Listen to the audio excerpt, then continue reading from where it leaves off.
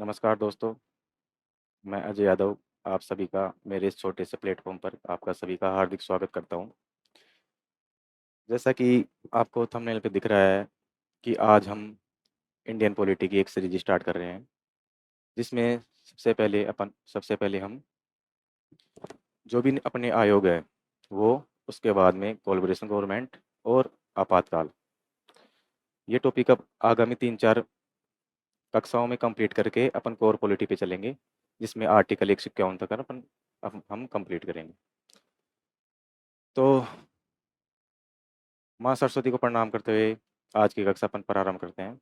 जैसा कि आपको दिख रहा है कि भारत का निर्वाचन आयोग थंबनेल भी आपको दिख रहा होगा।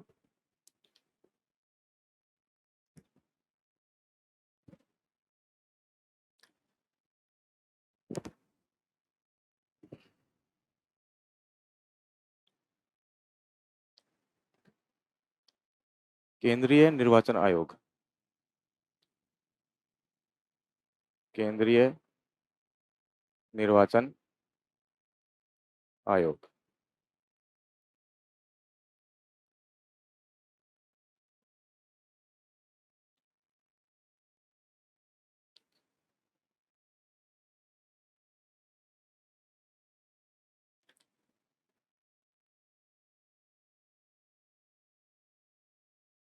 इलेक्शन कमीशन ऑफ इंडिया, जो भारत के संविधान के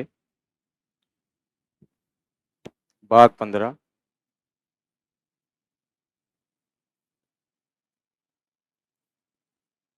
अनुच्छेद 324 से लेकर 329 तक भारत के संविधान में दिया गया है। सबसे पहले इस पर अपन इसकी प्रारंभिक चर्चा करते हैं, इसका बेसिक देखते हैं कि कब ये आयोग गठन हुआ, इसकी नियुक्ति प्रोसेस वगैरह जो भी है अपन सब पहले देखते हैं। तो भारत का निर्वाचन आयोग का गठन 25 जनवरी 1950 को किया गया था। ये एक संवैधानिक आयोग है। सबसे पहले ये एक सदस्यीय आयोग था, लेकिन 16 अक्टूबर 1989 को राष्ट्रपति द्वारा एक अधिसूचना जारी करके इस आयोग को बहुसदस्यीय आयोग बना दिया गया था, जिसकी संरचना 1+2 थी।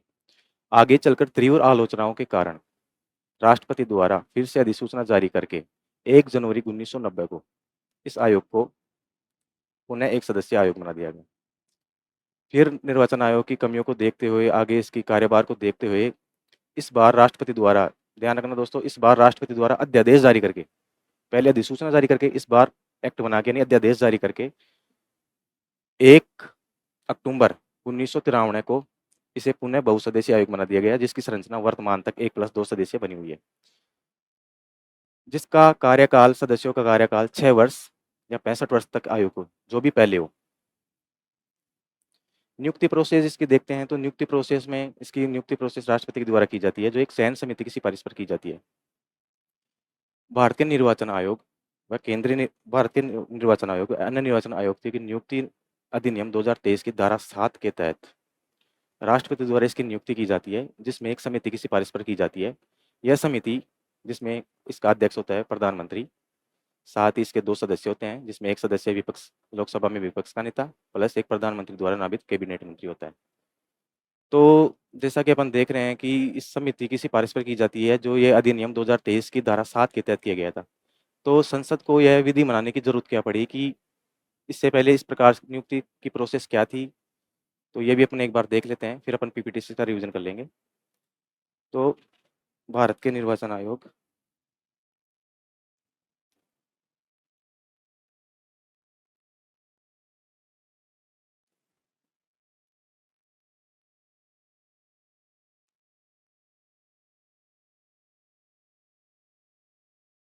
भारत के मुख्य निर्वाचन अधिकारी, आयुक्त व अन्य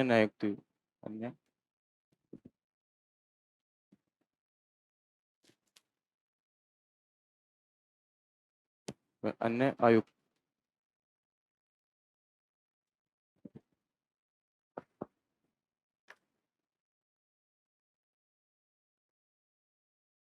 अधिनियम 2023 की धारा 7 के तहत इसकी नियुक्ति प्रोसेस है जो यह अधिनियम है 2023 की धारा 7 के तहत किया जाता है। इससे पहले क्या थी? इससे पहले अपन एक बार देखते हैं। 2023 से पहले इसकी नियुक्ति प्रोसेस डायरेक्ट केंद्र सरकार के नियंत्रण में थी। यानी राष्ट्रपति द्वारा केंद्र सरकार प्रधानमंत्री की अध्यक्षता वाले कैबिनेट मंत्री की सिफारिश पर कुछ नामों की सिफारिश राष्ट्रपति को की जाती थी। उनमें से राष्ट्रपति मुख्य निर्वाचन आयुक्त की नियुक्ति करता था। फिर जैसे आपने देखा होगा 2023 में एक अनूप बरवनवाल बना भारत संघवाद केस चला था।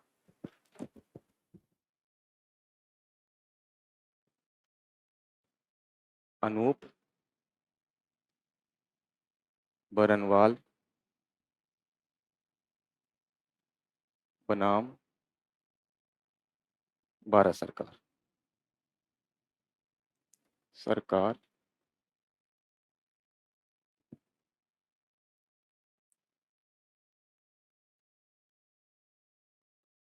वाद 2023, जिसमें 5 जजों की एक बेंच थी।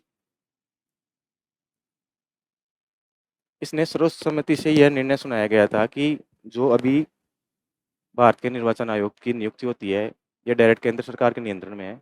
तो इसको भविष्य में लोग अगर कार्यपालिका के नियंत्रण में रहेगी तो इसमें लोकतंत्र का हनन होने की संभावना है।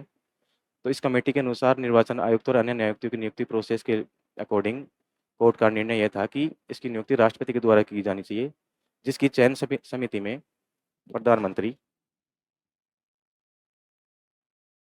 Opposition of leader of Lok Sabha में विपक्ष का नेता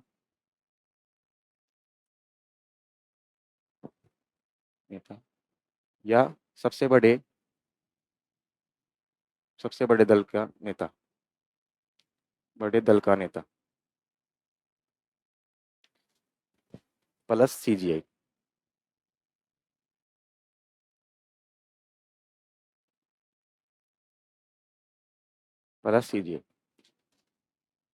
सर्वोच्च न्यायालय के आदेश के अनुसार मुख्य निर्वाचन आयुक्त और अन्य न्यायायुक्तों की नियुक्ति एक राष्ट्रपति द्वारा एक चयन समिति की सिफारिश पर की जानी चाहिए। ये अनूप बरवनवाल बनाम भारत संघवाद में यह निर्णय दिया गया था, जो निर्णय 2 मार्च 2023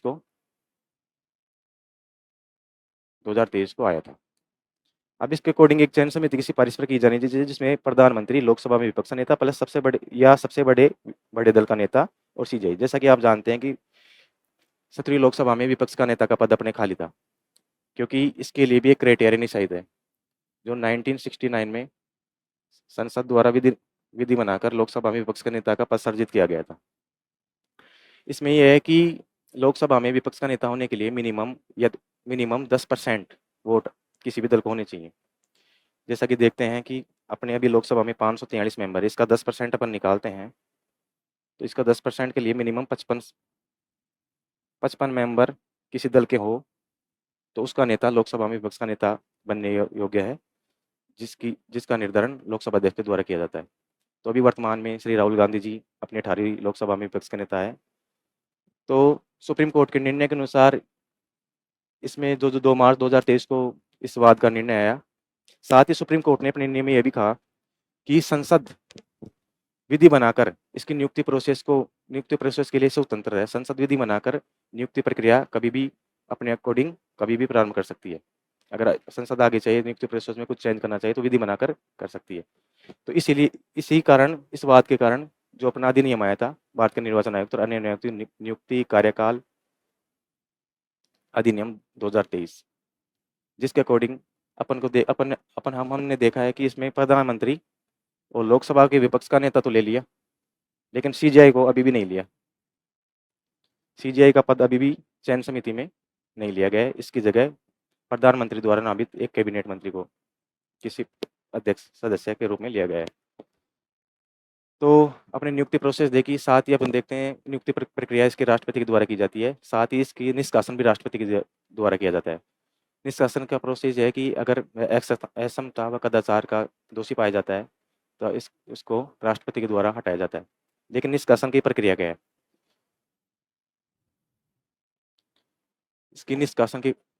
इसको हटाया किस प्रकार जाता है? भारतीय मुख्य निर्वाचन आयुक्त और अन्य न्यायायुक्तों को हटाने की प्रोसेस क्या है? सीईसी को हटाने की प्रोसेस यह है कि जिस प्रकार सुप्रीम कोर्ट के जजों को हटाया जाता है, जिस प्रकार सुप्रीम कोर्ट के जजों को हटाया जाता है, वह अन्य 2 ईसी इसको मुख्य सीईसी की सलाह पर राष्ट्रपति द्वारा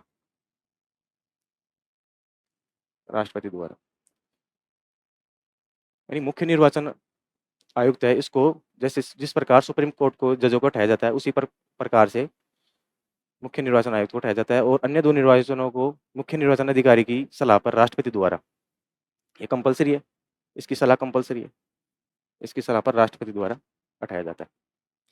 तो अब देखते हैं कि सुप्रीम कोर्ट के जजों को किस प्रकार हटाया जाता है और साथ ही ये भी देखते हैं कि सुप्रीम कोर्ट के जजों की जो हटाने की प्रोसेस है, वो किस-किस पर लागू होती है।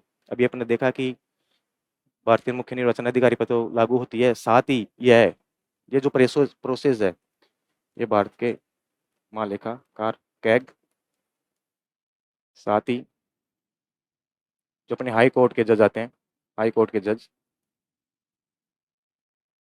प्लस कैग हो गया, अपने हाई कोर्ट के जज हो गए और chief election commission of India हो गया। इनके अध्यक्षों और सदस्यों को हटाने की प्रक्रिया भी सुप्रीम कोर्ट के जजों के समान है। अब देखते हैं सुप्रीम कोर्ट के जजों को हटाने की प्रोसेस क्या है।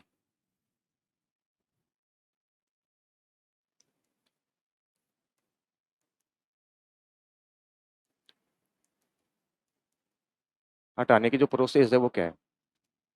एक न्यायाधीश जांच अधिनियम आया था, संसद द्वारा विधि बनाकर एक न्यायाधीश जांच अधिनियम 1968 में संसद द्वारा विधि बनाकर न्यायाधीश जांच अधिनियम 1968 इसके तहत सुप्रीम कोर्ट के जजों को हटाते हैं। जैसे अभी आपने रिसेंटली सुना होगा कि जैसे दिल्ली हाई कोर्ट के अभी जस्टिस वर्मा थे, उनके घर पे जो जाली नोट पाए गए थे, तो उनको हटाने की प्रोसेस चल रही थी अभी। लेकिन ज़्यादातर केस में देखा जाता है कि वो पहले इस्तीफा दे देते हैं अपने, पहले भी 2-3 पर चला हुआ है ये मामला। तो इनके हटाने की प्रोसेस देखते हैं, फिर अपने टॉपिक पे आते हैं। ये जो बेसिक चीज़ है वो देख लेते हैं। इनके हटाने की प्रोसेस है, सबसे पहले संसद में किसी भी सदन में ये प्रस्ताव लाया जाता है। सबसे पहले संसद में किसी भी सदन में ये प्रस्ताव लाया जाएगा, यानी लोकसभा या राज्यसभा में किसी भी सदन में प्रस्ताव लाया जाएगा। लेकिन इसके लिए कंडीशन है, अगर लोकसभा में प्रस्ताव आता है तो मिनिमम 100 एमपी का, और अगर राज्यसभा में प्रस्ताव लाया जाता है तो मिनिमम 50 एमपी का। हस्ताक्षर सहित, हस्ताक्षर सहित, पॉइंट को ध्यान से सुने, हस्ताक्षर सहित मतपत्र पर हस्ताक्षर होने चाहिए। फिर ये संबंधित पीठासीन अधिकारी को सौंपा जाता है। अगर लोकसभा में लाया जाता है तो लोकसभा अध्यक्ष को, राज्यसभा में लाया जाता है राज्यसभा सभापति को, जो राष्ट्रपति होता है, उसको सौंपा जाता है। वो अपने विवेक के आधार पर इसके स्वीकार अस्वीकार करने की उसकी शक्ति उसके पास है। अगर उसको स्वीकार कर लेता है पीठासीन अधिकारी, पीठासीन अधिकारी अगर इसको स्वीकार कर लेता है तो ये प्रोसेस आगे जाती है, जिसमें एक इन्वेस्टिगेशन कमेटी बनाई जाती है, जांच समिति बनाई जाती है। इस जांच समिति में सीजीआई प्लस किसी भी स्टेट का सीजे, किसी भी स्टेट का सीजे, किसी भी स्टेट का सीजीआई प्लस एक राष्ट्रपति की राय में प्रख्यात विधिवेता, जो सॉरी थोड़ा ये लिखने में प्रोसेस गलत हो रहा है। विधिवेता, राष्ट्रपति की राय में प्रख्यात विधिवेता, ये चयन समिति गठित की जाती है। इस पे हटाने के प्रोसेस में इन्वेस्टिगेशन कमेटी बनाई जाती है, जिसके तीन मेंबर होते हैं, जिसमें अध्यक्ष सीजीआई होता है, अध्यक्ष सीजीआई होता है, साथ ही एक किसी भी स्टेट का सीजे प्लस राष्ट्रपति की राय में एक प्रख्यात विधिवेता। अगर ये कमेटी इसको दोषी पाई जाती है तो ये प्रोसेस आगे बढ़ती है। अगर ये कमेटी इसको दोषी पाई जाती है, सबसे पहले हम जैसे हम बात करें कि सबसे पहले लोकसभा या राज्यसभा में किसी में भी प्रस्ताव लाया जाता है, लेकिन लोकसभा में प्रस्ताव लाने के लिए मिनिमम 100 एमपी और राज्यसभा में प्रस्ताव लाने के लिए मिनिमम 50 एमपी के हस्ताक्षर चाहिए। फिर पीठासीन अधिकारी सौंपा जाता है। पीठासीन अधिकारी अगर स्वीकार कर लेता है तो एक जांच समिति बनाई जाती है। जांच समिति में जैसे सीजे हो गया, राष्ट्रपति की राय में एक प्रख्यात विधिवेता हो गया। अगर ये उसको दोषी मान लेती है तो ये प्रोसेस आगे चलती है।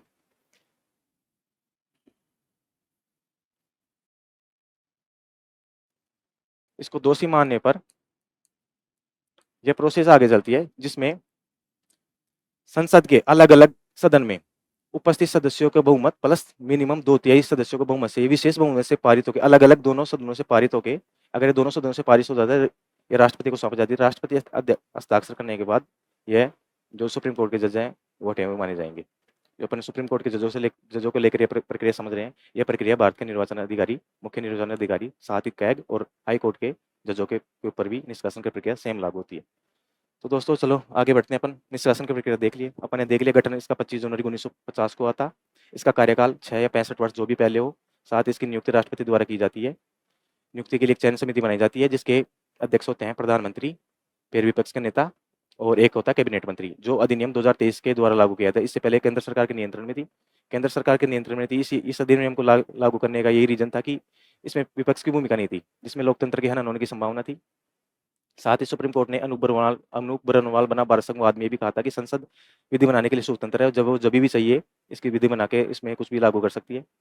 तो इसकी नियुक्ति प्रोसेस सेम नहीं। साथ में अठाने की प्रक्रिया भी चली। अठाने की प्रक्रिया है कि जैसे जिस प्रकार सुप्रीम कोर्ट के न्यायाधीशों को हटाया जाता है, उसी प्रकार चीफ इलेक्शन कमीशन, कैग और हाई कोर्ट के न्यायाधीशों को भी हटाया जाता है। हटाने का प्रोसेस यही है कि सबसे पहले प्रस्ताव लोकसभा या राज्यसभा में लाया जाता है। लोकसभा में लाया जाता है मिनिमम 100 एमपी के, और राज्यसभा में लाया जाता है तो मिनिमम 50 एमपी के हस्ताक्षर होने चाहिए। फिर एक जांच समिति बनती है। जांच समिति में मुख्य न्यायाधीश किसी भी हाई कोर्ट का मुख्य सीजे और प्लस में राष्ट्रपति की राय में प्रख्यात विधिवेत्ता बन जाए। फिर ये अगर ये दोषी पाई जाती है तो प्रोसेस आगे संसद में भेजी जाती है। संसद में विशेष बहुमत से द्वारा दोनों सदनों में अलग अलग पारित होता है। फिर ये प्रोसेस राष्ट्रपति को भेजी जाती है। राष्ट्रपति इस पर सिग्नेचर कर जाता है तो हटाया माना जाता है। अब साथ ही आगे बढ़ते हैं। इसकी सेवा शर्तें का कार्यकाल राष्ट्रपति के द्वारा किया जाता है। सेवा शर्तें और कार्यकाल का निर्धारण राष्ट्रपति के द्वारा किया जाता है। और इसके वेतन और भत्ते जिस प्रकार वेतन और भत्ते सुप्रीम कोर्ट के न्यायाधीशों के समान होते हैं। इसमें अलाभकारी परिवर्तन नहीं किया जा सकता।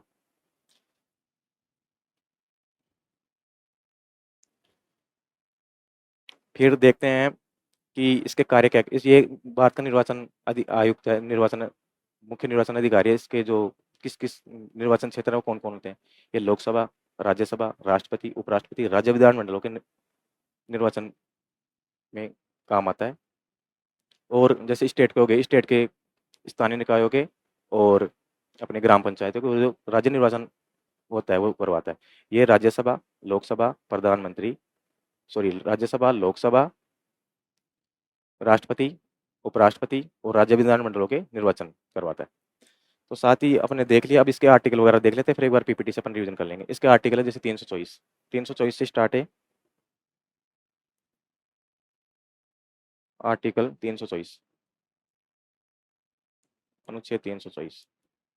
अनुच्छेद 324 में क्या दे रखा है कि भारत के निर्वाचन आयुक्त की अधिक्षण, नियंत्रण और समन्वय की शक्ति, जिस प्रकार से इसमें क्या प्रोसेस होती है, किस प्रकार से नियुक्ति होती है, किस प्रकार से क्या कार्यकाल होता है, जो भी प्रोसेस है वो 324 में दे रखी है। 325 में दे रखी है अनुच्छेद आर्टिकल 325। 325 में लिख रखा है कि मतदाता सूची में किसी प्रकार का निषेध नहीं किया जाएगा।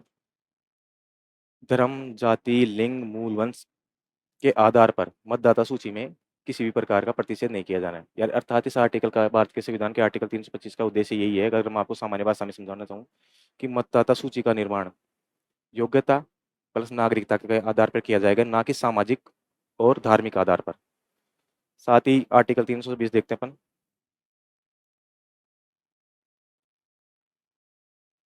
इसमें लिखा है वरिष्ठ मताधिकार का निर्वाचन, जो वर्तमान में 18 वर्ष है, और 61वें संविधान संशोधन 1989 के द्वारा 21 वर्ष से घटाकर 18 वर्ष कर दिया गया था।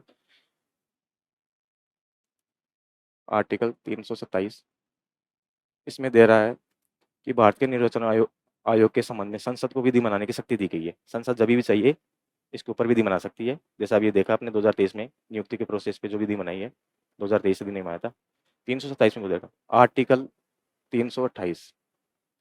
328 में राज्य विधानमंडलों को भी शक्ति दी गई है। राज्य विधानमंडल अपने निर्वाचन क्षेत्र में राज्य निर्वाचन आयुक्त के ऊपर कोई भी विधि वगैरह बना सकती है। इसमें राज्य विधानमंडलों को भी शक्ति दी गई है लेकिन अपने निर्वाचन क्षेत्र में।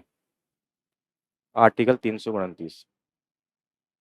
329 में यह दिया गया है कि इसको न्यायिक क्षेत्र से दूर रखा गया है। यानी इसको आसान भाषा में समझे तो अपन, अगर कोई भी चुनाव प्रक्रिया प्रारंभ हो जाती है तो उसमें न्यायिक हस्तक्षेप नहीं किया जाएगा, और जब तक चुनाव प्रक्रिया पूर्ण नहीं हो जाती है वह न्यायिक समीक्षा के अधीन भी नहीं आएगा। तो भारत के निर्वाचन आय भारत के निर्वाचन आयुक्त को अपन ने एक बार इसका बेसिक समझा है। इस बार के पीपीटी से अपन इसका अध्ययन और कर लेते हैं, इसका एक बार और रिविजन कर लेंगे, फिर इसके महत्वपूर्ण एमसीक्यू है वो अपन डिस्कस करेंगे। हाँ, तो साथियों अब पीपीटीसीज़ का अध्ययन किया जाता है, जिस प्रकार से अपन ने भारत के केंद्रीय निर्वाचन आयोग में अपनी बेसिक जानकारी देखी है, इस प्रकार से एक बार पीपीटीसीज़ का एक बार रिवीजन कर लेते हैं, फिर इसके महत्वपूर्ण एमसीक्यू डिस्कस करेंगे। जैसा कि दिख रहा है केंद्रीय निर्वाचन आयोग सीईसी भाग 15 अनुच्छेद 324 से लेकर 329 में भारत के संविधान में दिया गया है। ये जो एक संवैधानिक निकाय है। प्रारंभ में एक सदस्यीय आयोग था, लेकिन कालांतर में देखते हैं 16 अक्टूबर 1989 को राष्ट्रपति द्वारा अधिसूचना जारी करके इसके बहुसदस्यीय आयोग बना दिया गया था, जिसकी संरचना 1+2 थी। आगे चलकर त्रिवाल आलोचनाओं के कारण राष्ट्रपति द्वारा 1 जनवरी 1990, ये डेट एक बार देखिए कि आरपीसी आज प्रकार इसी प्रकार के क्वेश्चन पूछ रही है। 1 जनवरी 1990 को अधिसूचना जारी करके इसे पुनः एक सदस्यीय आयोग बना दिया। यानी पहले इसको बहुसदस्यीय आयोग बनाया गया था 16 अक्टूबर 1989 को। फिर आगे चलकर 1 जनवरी 1990 को राष्ट्रपति द्वारा दोबारा अधिसूचना जारी करके त्रिवाल आलोचनाओं के कारण इसको पुनः एक सदस्यीय आयोग बना दिया गया था। आगे देखते हैं कालांतर में केंद्रीय निर्वाचन आयोग की कार्यभार की अधिकता को देखते हुए इसे 1 अक्टूबर 1993 को राष्ट्रपति द्वारा अध्यादेश जारी करके, इस बार अध्यादेश यानी विधि बनाकर अध्यादेश जारी करके पुनः 1+2 सदस्यीय आयोग बना दिया था, जो वर्तमान में भी इसी स्वरूप में चलती आ रही है। नियुक्ति राष्ट्रपति द्वारा अपन ने देख लिया, एक चयन समिति की सिफारिश की जाती है। चयन समिति में प्रधानमंत्री होता है, लोकसभा में विपक्ष का नेता होता है, पीएम द्वारा नामित एक कैबिनेट मंत्री होता है। इससे पहले जो नियुक्ति की प्रोसेस जो अपन ने देखा कि केंद्र सरकार के नियंत्रण में थी, राष्ट्रपति को केंद्र सरकार मुख्य प्रधानमंत्री की अध्यक्षता में एक समिति सिफारिश कुछ नामों की सिफारिश की जाती है, उसमें बना था। लेकिन सुप्रीम कोर्ट का जो जजमेंट आया था अनुबंध बनाम भारत संघवाद 2023, जिसकी जिसको संसद ने विधि बनाकर इसकी नियुक्ति प्रोसेस आगे जो अपने देखी है, उसके अकॉर्डिंग ये इसके जो मेंबर होते हैं प्रधानमंत्री, लोकसभा में विपक्ष के नेता और प्रधानमंत्री द्वारा नामित एक कैबिनेट मंत्री। निष्कासन इसका राष्ट्रपति द्वारा होता है, ये अपन ने देखा जिस प्रकार सुप्रीम कोर्ट के न्यायाधीशों को हटाकर सुप्रीम कोर्ट के जजों के आधार पर, जो अपन ने इसकी पूरी प्रोसेस देखी कि किस प्रकार से इसका प्रोसेस होता है। आधार होता है असमता सिद्ध कदाचार।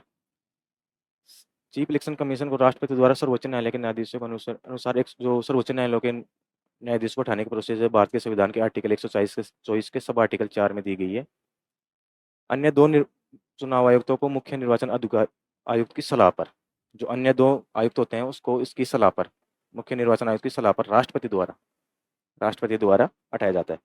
कार्यकाल 6 या 65 वर्ष, जब तक आयु जो भी पहले हो, या तो 6 साल या जब तक वो 65 वर्ष की आयु का नहीं हो जाए, जो भी पहले हो इसका कार्यकाल है। सेवा शर्तें का निर्धारण राष्ट्रपति द्वारा किया जाता है। साथ ही इसके वेतन भत्ते सुप्रीम कोर्ट के न्यायाधीशों के समान इसके वेतन जिनमें लाभकारी परिवर्तन नहीं किया जाता है। योग्यता मुख्य निर्वाचन आयुक्त और अन्य निर्वाचन आयुक्त नियुक्ति, सेवा शर्तें व कार्यकाल की अवधि अधिनियम 2023 की धारा 7 के तहत, ये जो अधिनियम आया था इसकी धारा 7 के तहत भारत के सरकार के सचिव स्तर का, या तो सचिव स्तर का या इसके पदाधित समान व्यक्ति होना चाहिए। जो भारत के संविधान उसमें सचिव स्तर का इस पदाधित योग्यता है रखता है। निर्वाचन का प्रबंधन जैसे अपन ने देखा लोकसभा के, राज्यसभा के, राष्ट्रपति के, उपराष्ट्रपति के, राज्य विधानमंडलों के निर्वाचन इसी के अंडर में आते हैं, और राज्य निर्वाचन के अंडर में स्थानीय निकायों के और अपने पंचायती राज निकायों के, राज्य विधानमंडल, उपराष्ट्रपति, राष्ट्रपति, राज्यसभा, लोकसभा के निर्वाचन का प्रबंधन इसी के अंडर आता है। अब देखते हैं जैसे आप 300 भारत के संविधान के 324 से लेकर 329 तक अपन ने देखा है कि भारत के मुख्य निर्वाचन अधिकारी के रूप मुख्य निर्वाचन आयुक्त को बताया गया है। इसमें आर्टिकल 324 में अपन ने देखा है कि निर्वाचन के अधीक्षण निर्देशन और नियंत्रण आयोग में नियुक्त हो गया। यानी इसकी प्रोसेस वगैरह जो भी कार्यकाल वगैरह टेन्योर वगैरह है, इसके अपॉइंटमेंट है, इसका हटाने का तरीका है, आर्टिकल 324 में दे रखा है।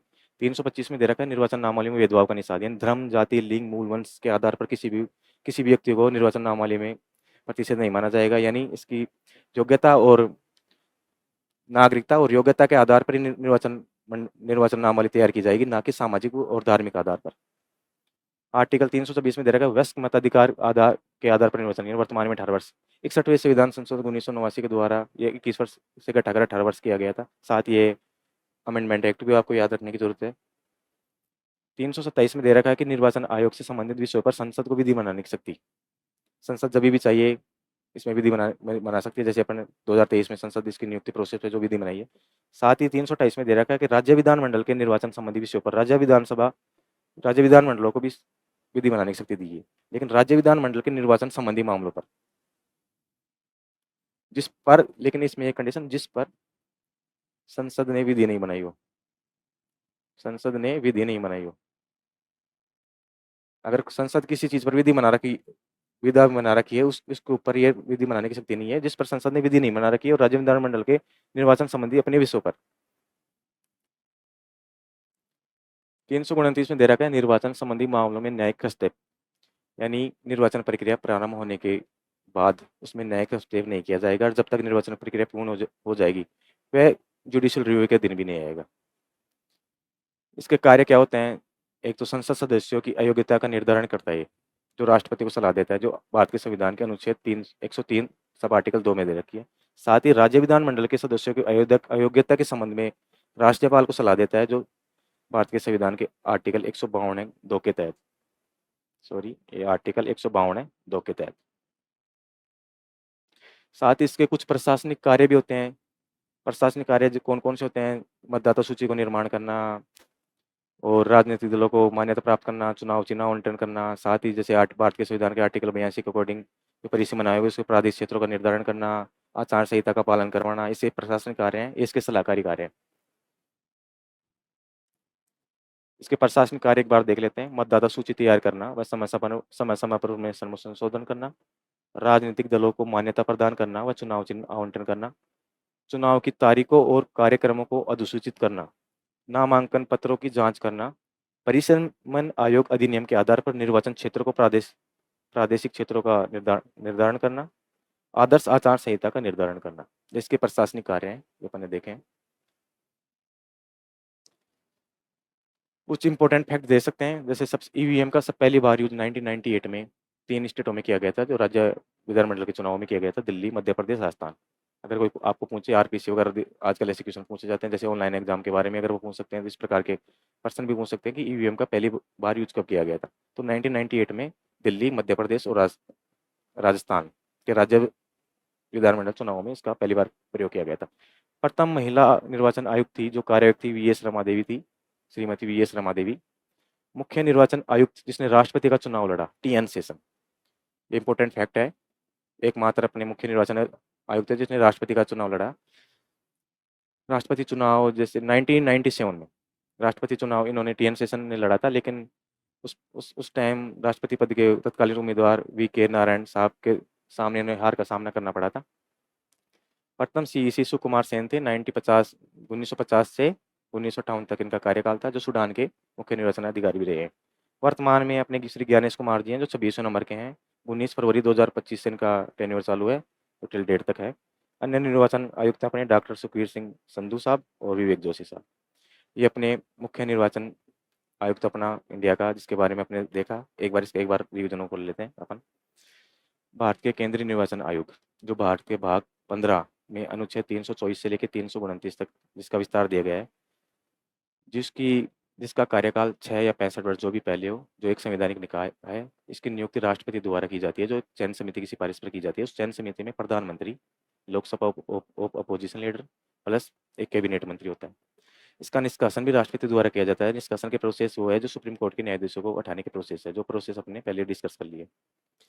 साथ ही देखते हैं इसकी सेवा शर्तों का निर्धारण राष्ट्रपति द्वारा किया जाता है और इसके वेतन भत्ते सुप्रीम कोर्ट के न्यायाधीशों के समान दिन में लाभकारी परिवर्तन नहीं किया जाता है।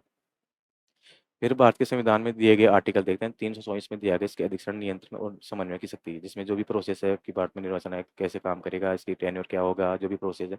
325 में दे रखे हैं कि निर्वाचन नामावली में उसमें किसी प्रकार का प्रतिषेध नहीं किया जाएगा।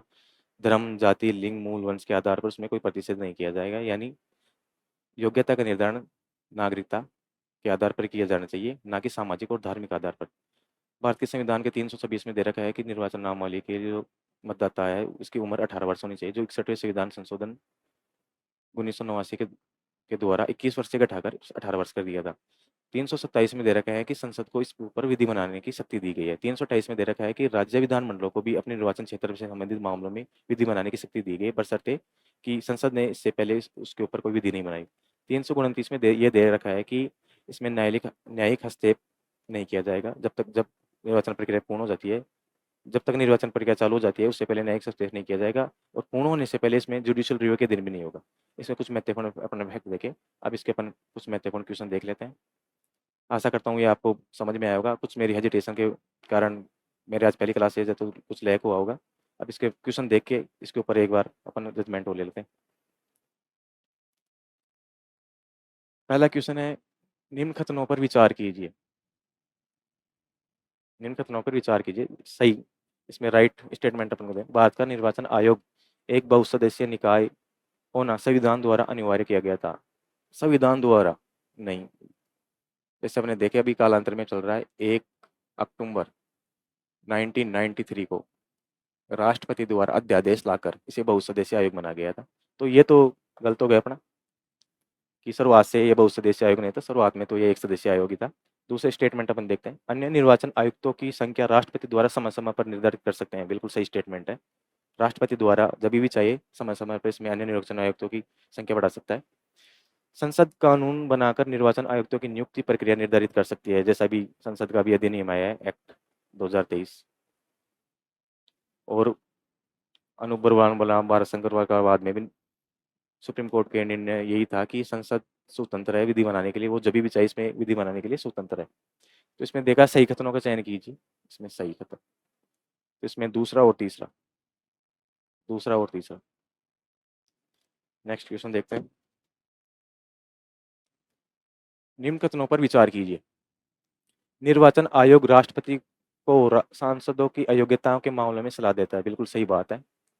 जो अपन ने देखा आर्टिकल 103 के सब आर्टिकल 2 में है कि निर्वाचन सांसदों की अयोग्यता के आधार, सांसदों की अयोग्यताओं का जो मामला है उसमें राष्ट्रपति को सलाह देगा। और राज्य विधानमंडल में जो एमएलए है उनकी सलाह राज्यपाल को देगा। राज्यपाल को विधायकों की अयोग्यता के मामले में निर्वाचन आयोग की राय लेना अनिवार्य है। राज्यपाल को विधायकों की अयोग्यताओं के मामले में निर्वाचन आयोग की राय लेना अनिवार्य है। राज्यपाल को विधायकों की अयोग्यता के मामले में निर्वाचन आयोग की राय लेना अनिवार्य है। बिल्कुल सही बात है। ये बाध्यकारी मानी गई है राज्यपाल, बिल्कुल सही बात है। जो आर्टिकल 103 के सब सॉरी जो आर्टिकल 152 है ये सब आर्टिकल 2 में दी गई है। इसमें तीनों स्टेटमेंट सही है। इसमें आ जाएगा सी। निम्नलिखित कथनों पर विचार कीजिए। निर्वाचन आयोग का व्यय भारत की संचित निधि पर भारित होता है। बिल्कुल सही बात है। इसके व्यय और वेतन भत्ते सुप्रीम कोर्ट के न्यायाधीश के समान दिए जाते हैं, जो भारतीय संचित निधि पर भारित होते हैं। मुख्य निर्वाचन आयुक्त की सेवा शर्तों में नियुक्ति के बाद उसमें प्रतिकूल परिवर्तन नहीं किए जाएंगे। ये भी बिल्कुल स्टेटमेंट अपने रिवीजन में भी देखा और अपने पढ़ा भी है कि नियुक्ति के बाद इसमें अलाभकारी कोई परिवर्तन नहीं किए जाएंगे। अन्य निर्वाचन आयुक्तों की को मुख्य निर्वाचन आयुक्तों की अनुशंसा के बिना नहीं हटाया जाएगा। बिल्कुल सही बात है। अनुशंसा के बिना नहीं हटाया जाएगा। बिल्कुल सही बात है। यानी सीईसी की सलाह पर ही राष्ट्रपति द्वारा सीईसी की सलाह पर ही राष्ट्रपति द्वारा अन्य निर्वाचन आयुक्तों को हटाया जाएगा। तो इसमें तीनों स्टेटमेंट सही है। इसमें आ जाएगा डी। भारत के निर्वाचन आयोग के संबंध में सही कथन। भारत के निर्वाचन आयोग के संबंध में सही कथन का चुनाव कीजिए। मुख्य निर्वाचन आयुक्त और अन्य निर्वाचन आयुक्तों का कार्यकाल 6 व 65 वर्ष है, जो भी पहले हो। बिल्कुल सही बात है। अपना टेन्योर आपने देखा था 6 या 65 वर्ष, जो भी पहले हो। आयोग के सदस्यों की सेवा शर्तों का कार्यकाल संसद द्वारा निर्धारित किया जाता है। ये स्टेटमेंट गलत हो गया। अपन ने देखा था सेवा शर्तों सदस्यों का कार्यकाल, सेवा शर्तों ये संसद द्वारा नहीं, ये राष्ट्रपति द्वारा निर्धारित किया जाता है। तो ये अपना गलत हो गया। मुख्य निर्वाचन आयुक्त और अन्य निर्वाचन आयुक्तों को उसी प्रक्रिया से हटाया जा सकता है जिस प्रकार उच्चतम न्यायालय के न्यायाधीशों को हटाया जाता है। बिल्कुल सही बात है। एससी के जजों के समान, जो अपने प्रोसेस भी देखिए। तो इसमें 1 और 3 सही है। 1 और 3 सही है। निम्नलिखित कथनों पर विचार कीजिए। भारत का निर्वाचन आयोग 5 सदस्य आयोग नहीं, भारत का निर्वाचन आयोग 1+2 सदस्य आयोग है। ये गलत हो गया। संघ का गृह मंत्रालय नहीं नहीं नहीं।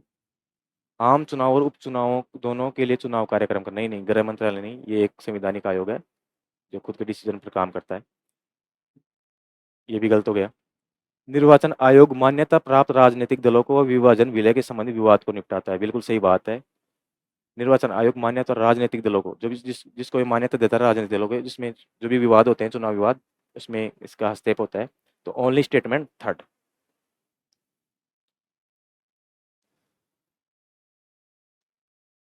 जैसे अपने आर्टिकल देखे थे, इस आर्टिकल पे बेस्ड पे एक आरपीसी ने क्वेश्चन पूछा था। ये किसी एग्जाम में आया हुआ क्वेश्चन है। आर्टिकल 325 में अपन ने देखा था कि धर्म, जाति, लिंग के आधार पर इसमें कोई भेदभाव नहीं किया जाएगा। 328 में अपन ने 326 में आता है कि वयस्क मताधिकार 18 वर्ष 61वें कॉन्स्टिट्यूशन अमेंडमेंट 1989 के द्वारा जो किया गया था 21 वर्ष से घटाकर 327 संसद द्वारा विधि बनाने की शक्ति दी गई है। 328 राज्य विधानमंडल को शक्ति दी गई है। तो एक में आ जाएगा थर्ड, ए में थर्ड, एक में थर्ड, एक इसमें भी थर्ड है, एक में थर्ड, और बी में आ जाएगा फोर्थ, बी में फोर्थ, सी में फर्स्ट, डी में। तो ये क्वेश्चन हो गया अपना। तो साथियों, इस प्रकार से अपने केंद्रीय निर्वाचन आयोग पर इसके महत्वपूर्ण एमसीक्यू भी डिस्कस कर लिए हैं और इसका बारे में अपन ने देख लिया। एक बार रिविजन और करते हैं। आशा करता हूँ फिर आपको अच्छे से समझ में आ जाएगा। तो इसका एक बार रिविजन करते हैं।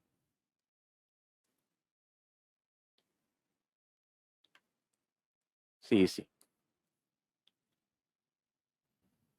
एक बार मेरे लक्ष्य के आपको पूरी तरीके से बताता हूँ। केंद्रीय निर्वाचन आयोग जो भारत के संविधान के भाग 15 में आर्टिकल 324 से लेकर 329 दिया गया है। इसका कार्यकाल 6 वर्ष या 65 वर्ष तक जो भी पहले हो। नियुक्ति प्रोसेस राष्ट्रपति के द्वारा की जाती है, जो एक चयन समिति की सिफारिश पर की जाती है, जिस चयन समिति में प्रधानमंत्री, लोकसभा लीडर ऑफ अपोजिशन और कैबिनेट मंत्री इस तरह का कोई व्यक्ति होता है, जो इसके 2 सदस्य होते हैं और इसके प्रधानमंत्री अध्यक्ष होते हैं। हटाने की प्रोसेस राष्ट्रपति द्वारा की जाती है। जो भी सुप्रीम कोर्ट के न्यायाधीशों को हटाने की प्रोसेस है, जिस प्रकार अपने न्याय प्रोसेस देखी, उसी प्रोसेस के आधार पर कैग, हाई कोर्ट के न्यायाधीश और मुख्य निर्वाचन आयुक्त को भी हटाया जाता है। सेवा शर्तों का निर्धारण राष्ट्रपति द्वारा किया जाता है। आगे देखते हैं कि ये किस किस के चुनाव करवाता है। जो मुख्य निर्वाचन आयुक्त अपना, ये लोकसभा, राज्यसभा, राष्ट्रपति, उपराष्ट्रपति और राज्य विधानमंडलों के चुनाव कराने का दायित्व इसका है। साथ ही इसके आर्टिकल 324 में दिया गया है कि इसके अधीक्षण, नियमन और कार्यान्वयन की शक्ति है। जो भी प्रोसेस है आर्टिकल 324 में भारतीय निर्वाचन आयोग के ऊपर दिया गया है। 25 में दिया गया है कि नाम वाले उसमें किसी प्रकार का प्रतिषेध नहीं किया जाएगा, यानी धर्म, जाति, लिंग, मूल वंश के आधार पर किसी प्रकार की रोक नहीं लगाई जाएगी। यानी योग्यता का निर्धारण नागरिकता के आधार पर ही किया जाना चाहिए, ना कि सामाजिक और धार्मिक आधार पर। आर्टिकल 326 में यह दे रखा है कि जो वयस्क मताधिकार का निर्वाचन है वो 18 वर्ष दिया गया है, जो 61वें संविधान संशोधन 1989 के द्वारा 21 वर्ष से घटाकर 18 वर्ष किया गया था। 327 में संसद को विधि बनाने की शक्ति दी गई है। 328 में राज्य विधानमंडल को अपने निर्वाचन संबंधी मामलों में विधि बनाने की शक्ति दी गई, बशर्ते इसमें संसद ने पहले कोई विधि नहीं बनाई। 329 में न्यायालयिक हस्तक्षेप किया गया है कि जब कोई निर्वाचन प्रक्रिया प्रारंभ हो जाती है, उसमें न्यायालय के दिन मामला नहीं जाएगा और जब तक वो पूर्ण नहीं हो जाती, वो जुडिशियल रिव्यू के भी अधीन नहीं आएगा। इस प्रकार से अपन ने इसके देखे हैं। इसमें हमसे आशा करता हूँ यह टॉपिक आपको अच्छा लगा होगा। धन्यवाद साथियों।